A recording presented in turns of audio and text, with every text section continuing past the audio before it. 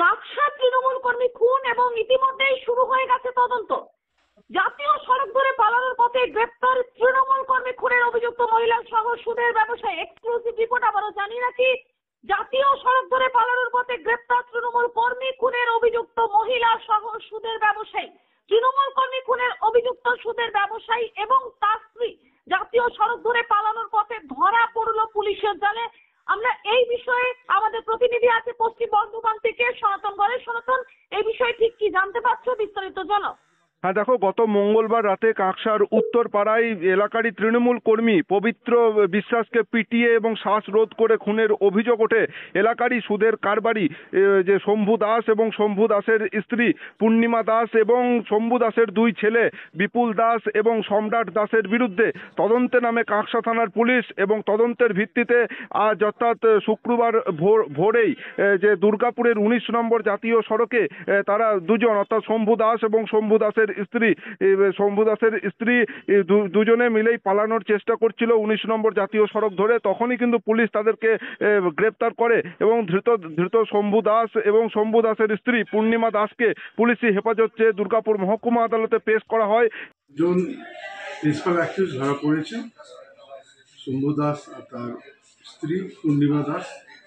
তাদেরকে আজকে সকালে আমরা অ্যারেস্ট করেছি এবং তাদেরকে কোর্টে পাঠিয়ে আমরা রিমান্ডে নিয়েছি। ওরা কি এলাকাতেই ছিল না স্যার, বাইরে কোথাও পালিয়ে যাওয়ার চেষ্টা আমরা সোর্স লাগিয়ে ওদেরকে আমরা এলাকার বাইরে থেকে অ্যারেস্ট করেছি। অভিযোগ কি তো পুরো পরিবারের তো ছিল তো না? হ্যাঁ, পুরো পরিবারের নামে অভিযোগ এসছে। আমরা তদন্ত করে দেখছি কারা কারা ঘটনার সঙ্গে ইনভলভ আছে। পুলিশি হেফাজতে নেবেন? হ্যাঁ, অলরেডি আমরা 10 দিনের জন্য পুলিশ হেফাজতের জন্য ফেয়ার দিয়েছি। আজকে কোর্টে পাঠাচ্ছি। আজকে আমরা কোর্টে পাঠাচ্ছি। পবিত্রকে চিনতেন? হ্যাঁ, কি হয়েছিল আপনার সাথে? কিছু হয়নি। হ্যাঁ, কিছু হয়নি। সেদিন এসে গালাগালি করছিল, দরজা খুলিনি, এটাই। আপনার সাথে কোনো সম্পর্ক ছিল? এই 1-1.5 মাস এমনি কথা বলছি। কোনো আচ্ছা, তারপরে ফোন করছে, ফোন ধরি নাই। তারপরে দরজা টাকাটাকি করছে, খুলতে গেছি, গলা টিপে ধরছে। কি দিয়ে মারলে?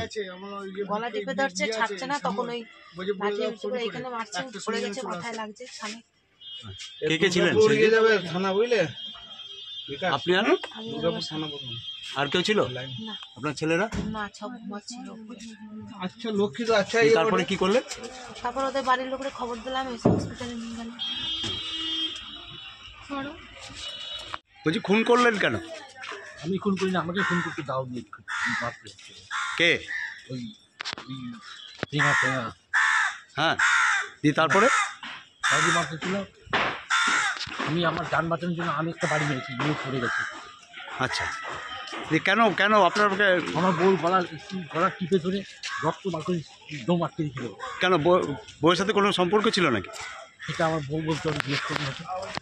ঠিক আছে, মানে আপনি সেই সময় ছিলেন তাহলে? হ্যাঁ। আপনি কি বিজেপি করেন? না। হ্যাঁ, আমি কোনো পার্টি করি না, কোনো পার্টি না। তো বলছি সুদের ব্যবসা করেন আপনি? আমার